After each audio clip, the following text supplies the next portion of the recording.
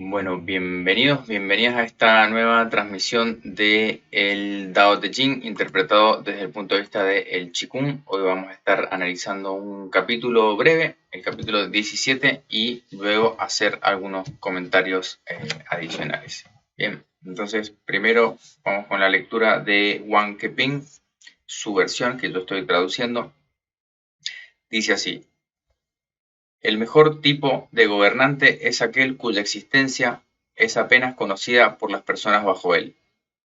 El siguiente mejor es aquel que es amado y elogiado. El siguiente mejor es aquel que es temido. El siguiente mejor es aquel que es despreciado. Si la confianza en otros no es suficiente, será no correspondida. Los mejores gobernantes son cuidadosos y rara vez emiten órdenes. Cuando las tareas se realizan y se completan los asuntos, la gente común dirá: simplemente seguimos la vía de la espontaneidad. Bien, entonces el tema del capítulo es acerca de el mejor gobernante o cómo es el gobierno de un sabio. Hay varias interpretaciones respecto de si estos eran capítulos originales o fueron introducidos después como para darle una implicación más política al texto original. Recuerden que también puede estar escrito en clave y hacer referencia a prácticas internas o comportamientos, o también podemos llevar la idea del gobierno. Por ejemplo, el gobierno de uno mismo es la mente, es el que gobierna el cuerpo, o el gobierno de una familia es el líder de ese grupo, cualquier tipo de direccionamiento. Siempre va a aparecer esta idea de el gobernar, en todo caso, siguiendo el Wu Wei, sería casi sin que se note la presencia. Bien. Vamos a ir al texto de Yang Junming, dice en la interpretación: en la antigüedad, mucho antes de que se escribiera la historia, todo lo que la gente sabía era que había un líder. Sin embargo, el líder no interfería en las actividades de la gente. Más tarde, cuando el líder comenzó a establecer su poder y autoridad, la gente trató de honrarlo y acercarse a él. Entonces, cuando el líder estableció todas las reglas y leyes para restringir el pensamiento y la libertad de la gente empezó a temer al líder. Cuando el líder no pudo seguir las normas y leyes que él mismo estableció, la gente empezó a insultarle. Desde entonces no se confía lo suficiente en el líder. Bien, acá también hay que pensar que esto fue escrito en el siglo V a.C., entonces estamos hablando de una sociedad, podríamos decir primitiva, podríamos decir también quizá como más reducida en complejidad, no solamente en población. Uno a veces ve, por ejemplo, en cine documental, esas civilizaciones que viven muy en contacto con la naturaleza, en lugares donde no ha habido el desarrollo de, no sé, la revolución industrial, lugares así, como muy alejados también de las grandes ciudades, y la vida también en sí parece más simple. Hay un concepto quizá de líder o de chamán, pero dentro de todo se puede como percibir una simplicidad respecto a la regulación o a las leyes bajo las cuales se rigen esas pequeñas tribus. Dice el texto: He Shanggong dijo: si el cielo y la tierra, hablando de los ciudadanos de un país, no pueden confiar en un soberano, entonces el pueblo responderá con desconfianza y engañará a su soberano. Bueno, esta interpretación, cielo y tierra, también significa por todas partes. O sea, por cielo y tierra significa en todas partes, o la totalidad. Entonces, si el cielo y la tierra no pueden confiar en un soberano, entonces el pueblo responderá con desconfianza y engañará a su soberano. Acá también está esta idea: en la antigüedad se decía que el soberano, el rey, tenía que tener el mandato del cielo como esa autoridad divina o celeste para poder gobernar. Entonces, aquel soberano que no tenía esa confianza, ese mandato del cielo, era entonces no correspondido por su pueblo, no era seguido. Y se dice: el pueblo responderá con desconfianza y engañará a su soberano. Era como una forma de justificar políticamente la caída de un régimen y la instalación de uno nuevo, también en la antigüedad. Dice: como líder debe tomárselo con calma y permitir que el país se armonice por sí mismo, sin muchas leyes ni restricciones. Cuando finalmente la sociedad ha alcanzado su armonización definitiva, la gente ni siquiera sabe que se trata de un logro dirigido por su líder. Por el contrario, creen que lo han logrado por sí mismos. A mí me gusta la versión de Wang Keping que dice: cuando se logran las cosas, simplemente seguimos la vía de la espontaneidad, está más cerca como de ese Wu Wei, de ese actuar sin esfuerzo. Pero todo esto habla de también que el mejor líder es el que no está interviniendo permanentemente. Si lo llevamos esto también a la práctica del cuerpo, esto lo podemos tenerlo como, mientras más restricciones uno se pone a sí mismo, más difícil se hace poder cumplir con esas restricciones. También en la vida cotidiana, mientras más leyes, más reglamentos, más complejo se vuelve el gobierno, más difícil es seguir al pie todas esas restricciones. Entonces se está promoviendo, por así decirlo, la no intervención o la vía de la simplicidad. Song Chang-xin dijo: después de los 5 reinos se dio formato a la cortesía y a la música. Se describió a los superiores y a los inferiores. Se confeccionaron ropas y sombreros para diferentes rangos. Se distinguió a los ricos y a los pobres. El palacio fue construido para reemplazar el nido y la caverna. Los puentes fueron construidos para el transporte conveniente. Los barcos y los coches fueron construidos para el transporte a través de la tierra y el agua. Los contratos fueron creados para reemplazar los nudos de cuerda, que era una antigua forma de contabilizar en la antigüedad. La mente de la gente se había abierto gradualmente y la sociedad se había civilizado gradualmente. En estas circunstancias, quienes tenían la mente de la simplicidad y la pureza no podían trabajar o sobrevivir. En consecuencia, los líderes tenían que enseñar a la gente lo que eran la benevolencia y la rectitud. Los que tenían benevolencia serían amados y los que eran justos serían alabados. Esto no puede compararse con la costumbre del gran periodo antiguo. Bueno, está este tema también, como al principio del Tao Te Ching también aparece esto de cuando surge lo bueno, cuando reconozco lo bueno como bueno, entonces estoy reconociendo lo malo. Cuando reconozco lo bello como bello, estoy dando lugar o estoy creando lo feo también.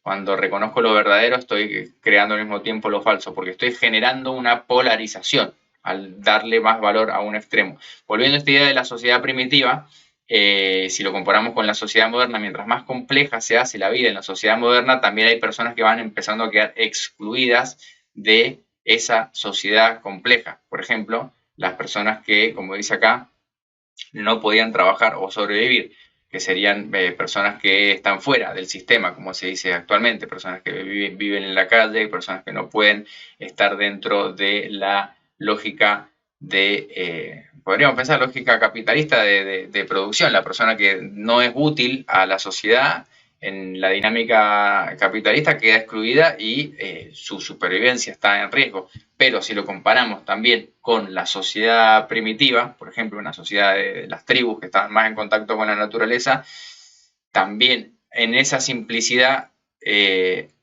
no había lugar a la exclusión, de alguna manera.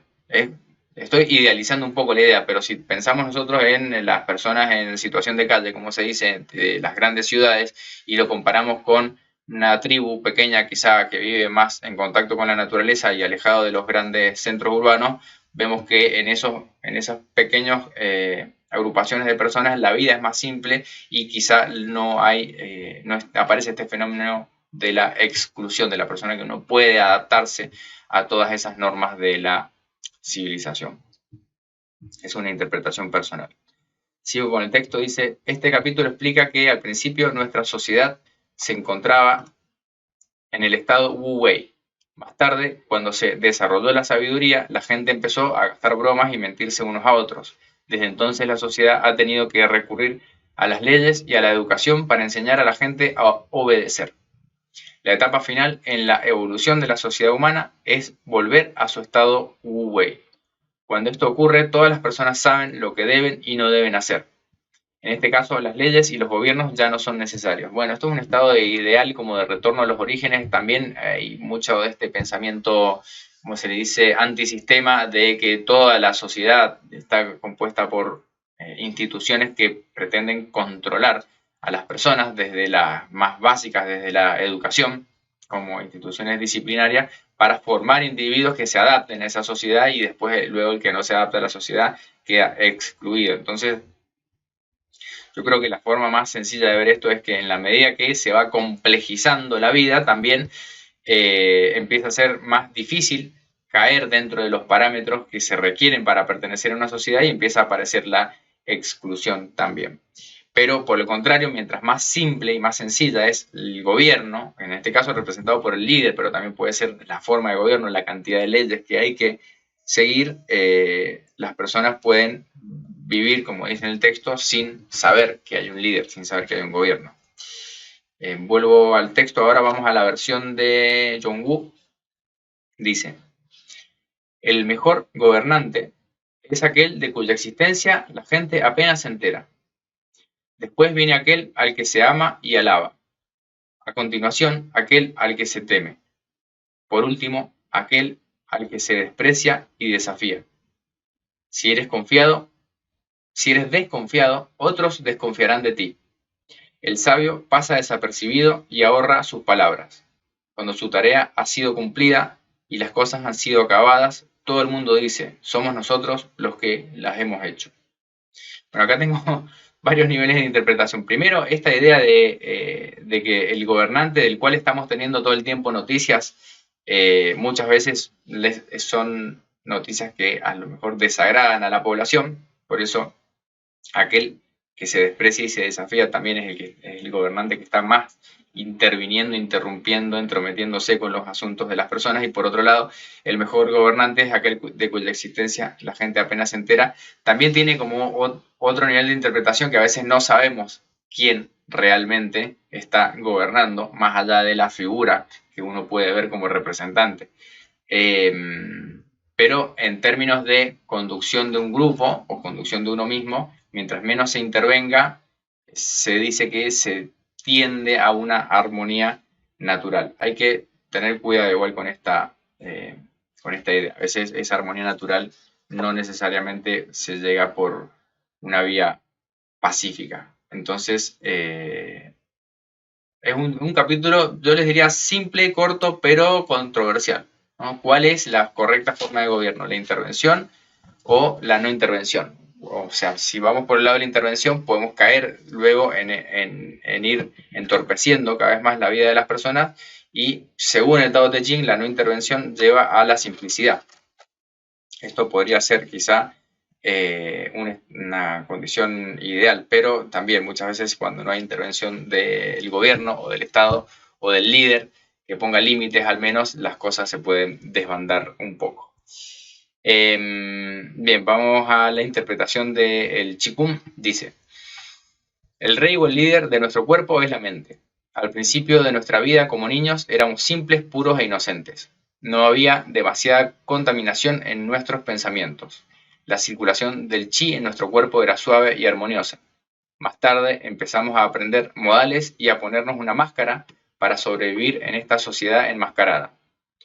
Recuerden, persona viene de personaje, que es, o personalidad también, que es la máscara que usaban en el teatro griego para representar a un personaje, precisamente. Entonces, nuestra personalidad adquirida es como una máscara. Aprendimos a mentir, a hacer trucos o a ser astutos. Desde entonces, nuestras mentes emocionales se han dejado seducir por la codicia, la gloria, la reputación, el poder y otros deseos emocionales. Cuando crecemos, utilizamos nuestra mente consciente para gobernar nuestros pensamientos, sentimientos, dieta y hábitos de vida. Ignoramos el sentimiento profundo que hay en nosotros y que está relacionado con la mente subconsciente. A menudo ignoramos nuestros sentimientos más profundos y en su lugar escuchamos la opinión de otras personas. Esto se ha convertido en el mayor obstáculo en la práctica del Qigong. No confiamos en nosotros mismos ni en nuestros sentimientos profundos. Como resultado, nuestra mente consciente ha establecido muchas reglas y normas para nuestro cuerpo. Bueno, esto yo lo veo mucho también en las tendencias de vida saludable modernas, donde las personas se empiezan a autoimponer una serie de restricciones que son cada vez más difíciles de seguir. Por ejemplo, en la determinación de la alimentación, que si es orgánico, agroecológico, vegano, etcétera. Voy poniendo cada vez más condiciones, a lo que sea, pero yo lo veo mucho en la alimentación, en las personas que a lo mejor tienen demasiadas reglas respecto de la alimentación. Realmente quizá sea necesario por una cuestión de salud tener una correcta alimentación, pero estar permanentemente queriendo controlar las cosas también nos saca de un estado de paz y no nos deja tranquilos. Al final estamos con muchas reglas y normas que no nos permiten entrar en tranquilidad. Si lo llevamos a las prácticas de meditación o lo que sea, personas que tienen rutinas demasiado estrictas, es como esto, si yo quisiera seguir todos los consejos para una vida saludable, al final lo único que hago es estar yendo detrás de la supervivencia y no queda tiempo para vivir también. Entonces la idea es tener ciertas reglas, no está mal, también está mal no tener reglas, el no tener reglas puede llevarnos rápidamente por el camino de la enfermedad, por ejemplo, al no tener ningún tipo de control sobre nuestra alimentación o nuestros hábitos. Sin embargo, hay personas que viven aparentemente sin reglas, pero en realidad se escuchan a sí mismos, o sea, no solamente quizá no estén siguiendo el consejo de otro, pero sí se escuchan a sí mismos, como esta idea de escuchar al propio cuerpo, escuchar la propia necesidad, y alcanzan un estado de autorregulación un poco sin un esfuerzo intrínseco. Esto lo vemos cuando las personas siguen a veces ciegamente una consigna de un maestro o alguien que les dice que haga cierta práctica y a lo mejor quizá esa práctica no es la indicada para esa persona porque dio una consigna en general para un público desconocido, por ejemplo, cuando uno obtiene una receta o una fórmula, una práctica de internet. Hoy en día pasa mucho eso y si uno no escucha su propio cuerpo, no escucha cuál es la propia reacción, no se autorregula, a veces seguir el consejo de otro, como dice acá, escuchar la opinión de otras personas, nos puede llevar por el mal camino.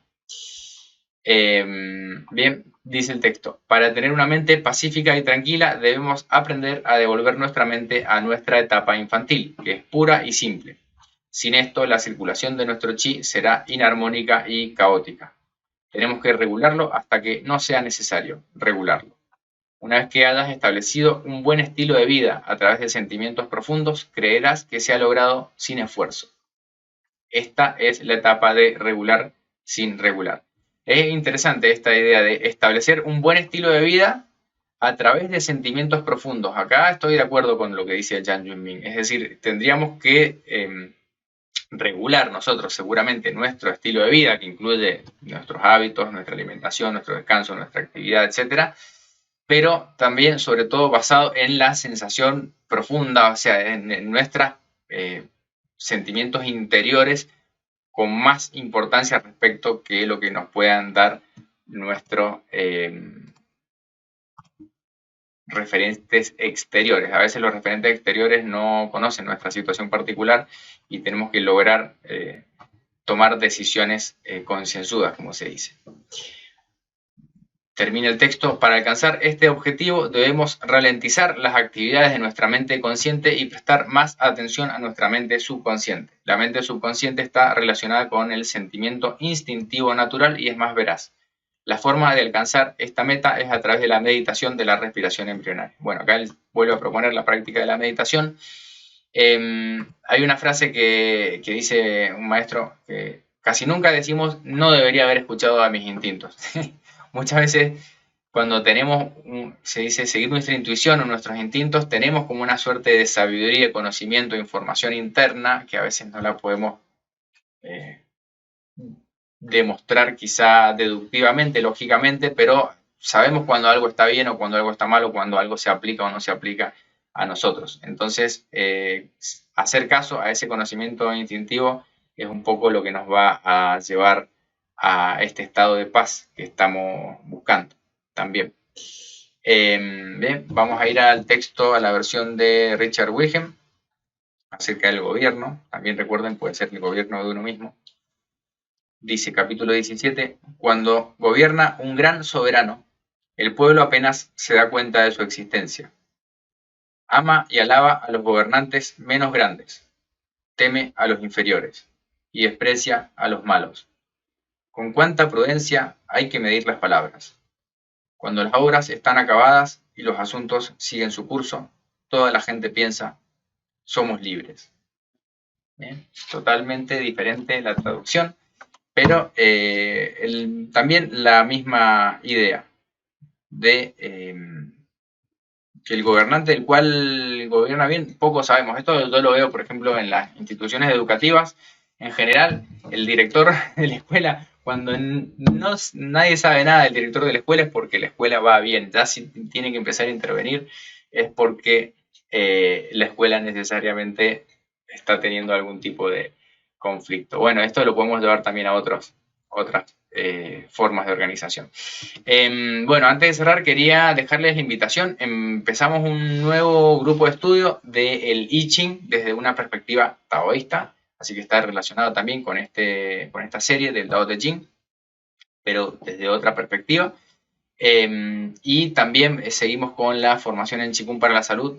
Estamos viendo clásico de transformación de músculos y tendones, un Qigong muy bueno para las prácticas de meditación también. También estamos dando Qigong y meditación como clases regulares, una clase semanal. Si se suscriben a eso, van a tener una grabación de una clase por semana para ir haciendo una práctica también, quien lo necesite. Y tenemos además las formaciones de terapia con emisión de chi y masaje de tuina que siguen avanzando, se pueden sumar en cualquier momento. Y como novedad, este es el último anuncio, vamos a empezar con un seminario de pranayama, la ciencia de la respiración, pranayama yoga, con una amiga de Yoga Iyengar que nos va a estar brindando información sobre estas técnicas para nuestro beneficio. Así que bueno, están invitados a sumarse, a participar de estas formaciones. Y si quieren saber cómo hacerlo, me escriben y yo les indico cómo llegar a eso. Si no, busquen en el canal de YouTube el podcast de I Ching Taoísta, ya está disponible el primer episodio. Bien, bueno, nos vemos la próxima y que tengan buena práctica.